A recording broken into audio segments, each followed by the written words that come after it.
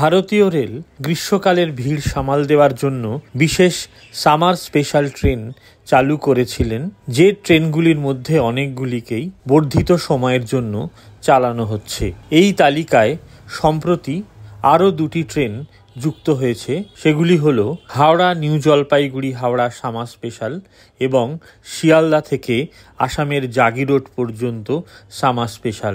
03027 Howrah new Jalpaiguri summer special ট্রেনটি জুলাই মাসের 3, 10, 17, 24 ও 31 তারিখ অর্থাৎ মোট 5টি বুধবার হাওড়া স্টেশন থেকে ছাড়বে। ফেরত যাত্রায় 03028 new Jalpaiguri Howrah summer special July মাসের 4টি বৃহস্পতিবার 4, 11, 18 এবং 25 ও 1 আগস্ট চলবে।